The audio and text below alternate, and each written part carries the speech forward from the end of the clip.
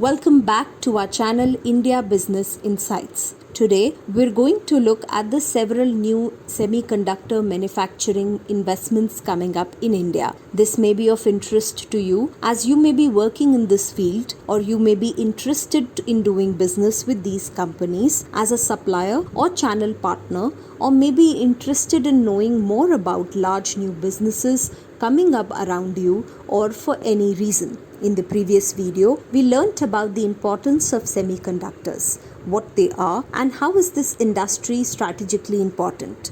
Today, we will look at the significant large investment proposals. In the years 2021-22, the global chip shortage has caused major production delays in the automotive industry. This has eased significantly. The first 9 months of 2021, global auto production slumped by a staggering 26% due to this shortage. Supply chain disruptions caused shutdowns in countries like Taiwan and South Korea, while the demand for new devices skyrocketed. To address this crisis, companies around the world are now looking for a diversified supply chain to prevent such bottlenecks in the future. There is also a great fear of disruption of semiconductor supplies in case of a war between China and Taiwan, or indeed China taking control of Taiwan. The first company to announce setting up a plant is Vedanta in a joint venture with Hone High Precision, a part of Foxconn Group. If this joint investment comes up as planned, do we even need more plants? We have seen a large growth in the production of smartphones and wearables,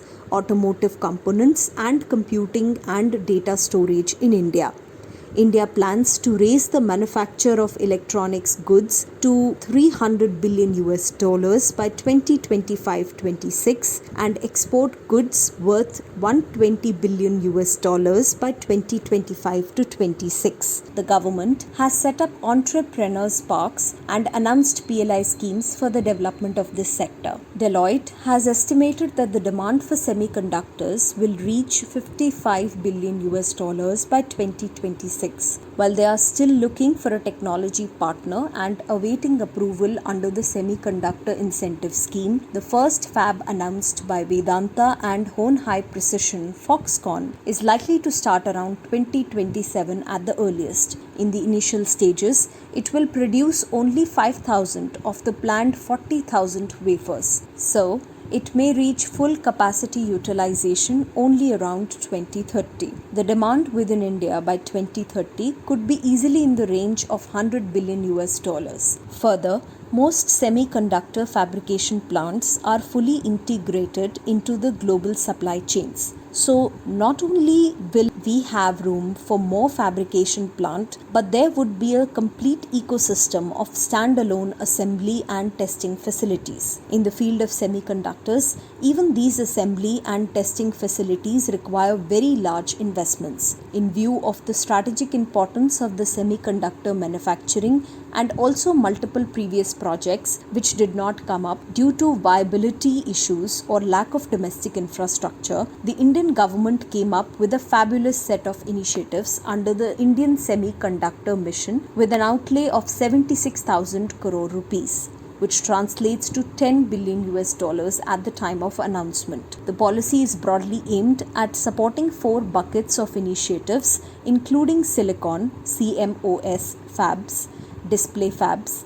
compound semiconductors, and OSAT and design-linked incentives. For semiconductor foundries, the subsidy for fabs range between 30% and 40% of the total project cost, depending on the size of the wafers. The first proposal was from the Vedanta Group in collaboration with Hone High Precision Limited, Foxconn. It is all set to kickstart the construction of a massive semiconductor plant in India with an estimated cost of about $20 billion, roughly 1.5 lakh crore rupees at the time of the announcement. The officials from Vedanta Semiconductor and Display Business have announced that they expect to begin building the plant by the end of this year with the aim of producing electronic chips by the first half of 2027. They've already submitted all the necessary details to the government. Large government subsidy will be a part of the total funding plan. The government has also planned a new updated policy which which allows the existing applicants like Vedanta joint venture also to apply again. The plant will not only focus on producing electronic chips but will also include an outsourced semiconductor assembly and test facility,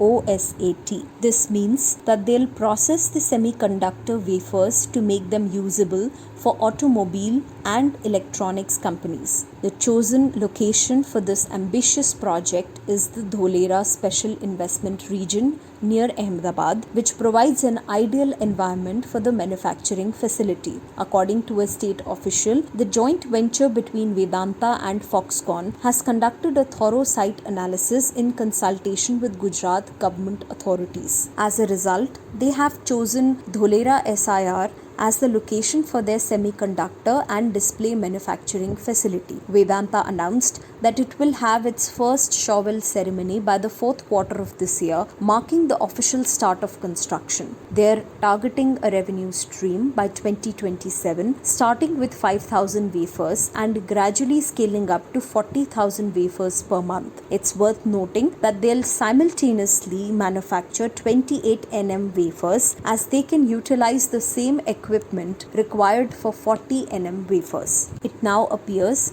that this JV, like many others, are facing difficulties in finding technology partners. It is said that the Vedanta JV is wooing ST Microelectronics to come in as technology partner. The Indian government's support for this project is a significant boost for the semiconductor industry in the country. With the rising demand for electronic devices and the ongoing global chip shortage, establishing a local semiconductor manufacturing facility is a crucial step towards self-sufficiency. So, let us have a look at some such facilities that have been already announced. Last year, 5 companies, including the above Vedanta Foxconn, registered with Semicon India, an entity under India Semiconductor Mission to set up semiconductor and display fabs. 3 of these are under active consideration. These include IGSS Ventures and ISMC, who have expressed interest in semiconductor fabs. 5 other companies, including SPEL Semiconductor,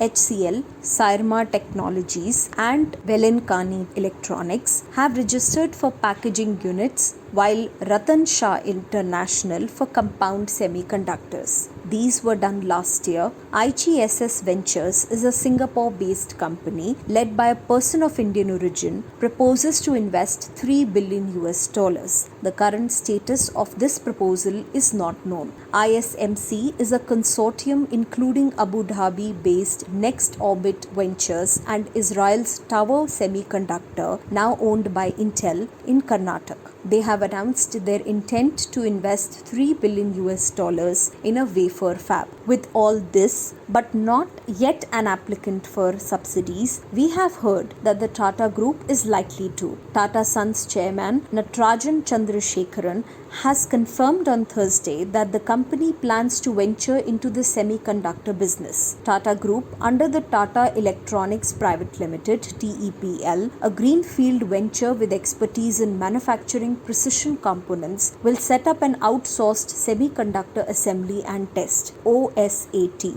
OSAT, also referred to as assembly, testing, marking and packaging units (ATMP), plays a crucial role in semiconductor manufacturing, as they package and test the silicon chips made at the foundries before they are shipped to the market. There has been no indication that they will go in for a fab facility immediately. However, with its deep pockets, this would be an ideal group to invest in a fab a few years down the line. There are about half a dozen other companies which have made proposals to set up assembly, packing and testing facilities. It is very likely that these will come up before the fab foundries. In fact, many global experts had recommended that India should take this route first. A few design ventures have also been announced. In fact, under this scheme, 5 of the investments out of 20 plus proposals have been approved. These are from some of the largest global companies as well as mid-sized companies. It appears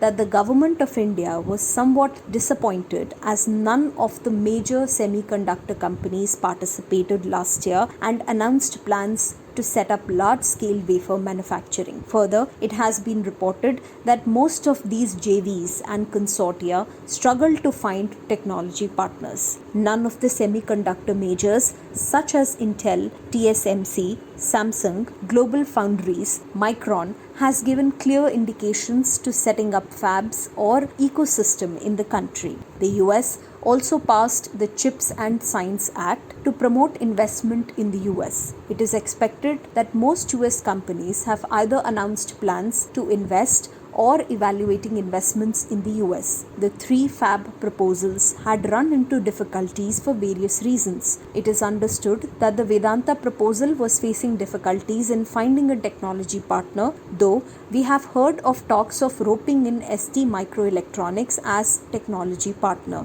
Further, in their proposal, there were difficulties in getting technology for 28nm nodes. The second proposal, with Tower as partner, is also struck, and it appears that Tower may want to wait until its acquisition by Intel is completed. The third prominent applicant, IGSS from Singapore, wants to reapply for incentives. In view of these difficulties and lack of interest from the major semiconductor majors, the government has now reopened the window for applications for subsidies from new and old applicants for setting up wafer fabs. There were recent reports that India was in active talks with 4 leading semiconductor manufacturers, including Global Foundries of the US and a Korean company. The minister also visited the US in the first half of May 2023 and made a significant outreach to the semiconductor companies there, hopefully to get more companies interested in an investment in India.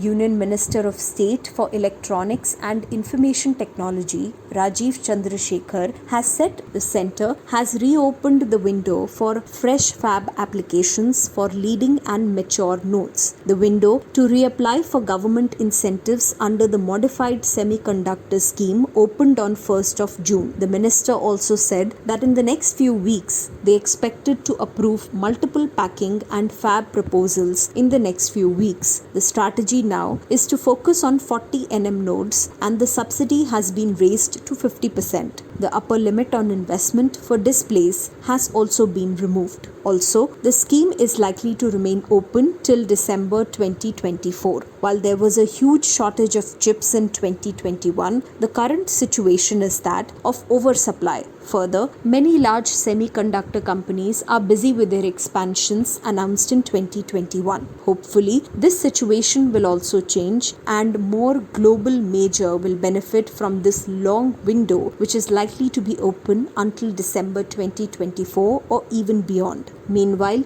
India will have created a significant ecosystem with 40nm fabs and packing and testing units. Thanks for staying till the end. Like, share and subscribe to this channel, and don't forget to press the notification bell so that you stay updated.